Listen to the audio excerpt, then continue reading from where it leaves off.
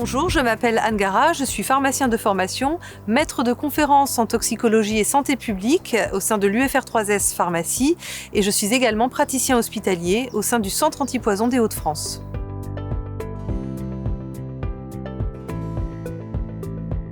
En tant qu'enseignant de toxicologie et de santé publique à la faculté de pharmacie, j'ai souhaité répondre à l'appel à projet lancé par l'ARS Hauts-de-France sur son fonds Addiction en mars 2022, accompagné en cela par l'association Hauts-de-France Addiction dans le cadre de sa mission d'appui.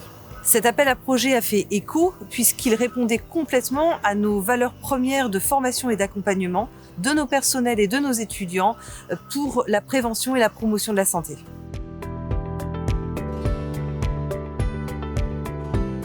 La mise en place d'un campus sans tabac apparaissait complètement adaptée aux valeurs qui sont portées par notre institution. Travaillant dans un campus santé-sport, nous avons un devoir d'exemplarité vis-à-vis de nos personnels et de nos étudiants, vis-à-vis de cette démarche pour la promotion de la santé. Nous avons le souhait de nous investir davantage dans cette démarche de santé publique afin de lutter contre le tabagisme actif, mais également, bien sûr, contre le tabagisme passif et surtout de dénormaliser l'image du tabac sur un lieu d'étude qui est également un lieu de travail. Enfin, il nous semblait nécessaire d'être cohérent avec les enseignements proposés aux étudiants dans le cadre de leurs études de pharmacie.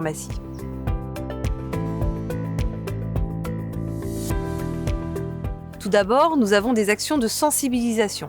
Ces actions de sensibilisation passent par la tenue de stands d'information.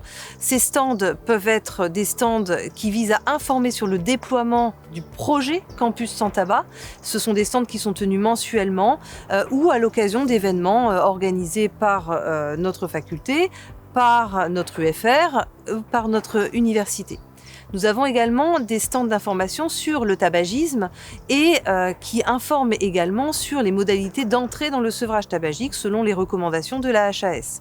Ces stands peuvent également être le lieu d'utilisation de simulateurs de fumée ou de détecteurs de CO, de monoxyde de carbone dans l'air exhalé. Enfin, nous proposons des formations sur la manière dont il est possible d'aborder le fumeur, formations qui sont proposées à l'ensemble des personnels et à l'ensemble des étudiants qui peuvent s'inscrire tout à fait gratuitement. Ensuite, nous avons mis en place un accompagnement vers le sevrage. Cet accompagnement vers le sevrage tabagique est proposé à l'ensemble des personnels et à l'ensemble des étudiants. Pour cela, nous avons installé une salle de consultation totalement dédiée Campus sans tabac au sein de nos locaux. Nous avons mis en place des activités manuelles de façon à permettre un changement des habitudes et sommes en train de disposer un parcours d'activité physique pour permettre la promotion également de l'activité physique à tous les personnels et étudiants dans le cadre d'une promotion plus globale de la santé. Des actions environnementales. Pour cela, nous ramassons mensuellement l'ensemble des mégots sur site, qu'ils soient dans les cendriers ou jetés au sol. Et enfin, des mesures institutionnelles. Pour cela, nous procédons par étapes. À ce jour, nous avons déplacé les cendriers qui étaient aux abords de la faculté pour les mettre un peu plus en retrait, de façon à éviter le tabagisme passif qui était jusqu'à présent systématique lors de l'entrée dans les locaux.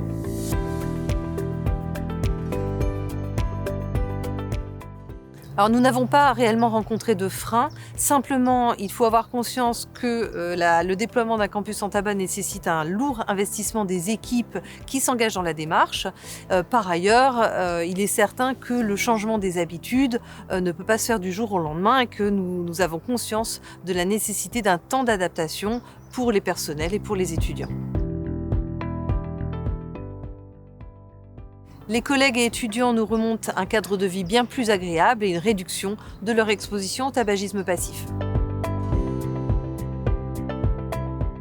Notre comité de pilotage est la force de notre projet. Il est multidisciplinaire et associe des étudiants, bien évidemment, et ceci depuis le début, mais également des personnels, que ce soit des personnels administratifs et techniques ou des personnels enseignants-chercheurs, dont certains sont également des personnels hospitaliers.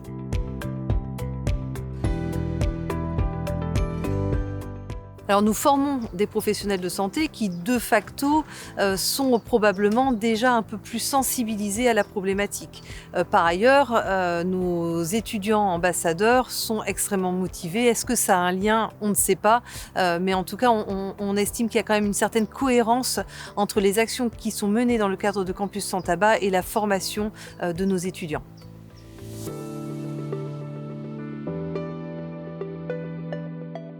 Alors nous allons d'une part terminer ce que nous avons entamé, par exemple la mise en place du parcours santé dans les extérieurs du site.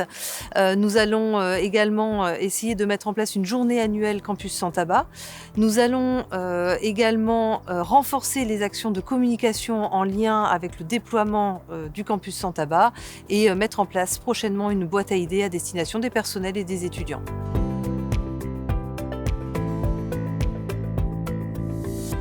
Nos étudiants en font totalement partie du comité de pilotage. Ils ont d'ailleurs même participé à la rédaction du projet en mars 2022.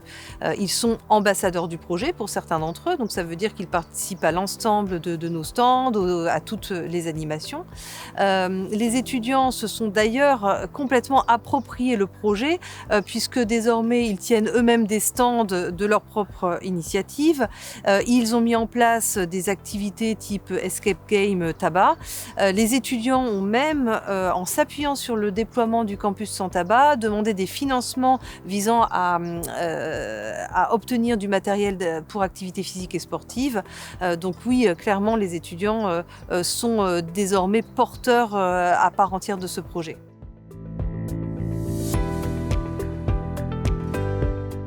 Alors nous avons effectivement mis en place un questionnaire à T0 avant même le déploiement de Campus sans tabac qui a bénéficié de 700 réponses. Nous sommes en cours d'évaluation à 1 an de la démarche Campus sans tabac avec un questionnaire à T1 qui est donc, comme je le disais, toujours en déploiement. Et nous avons intégré dans ces 2 questionnaires des critères très objectifs avec un nombre de consultations, mais aussi des critères subjectifs comme l'évaluation du niveau d'acceptabilité par les répondants.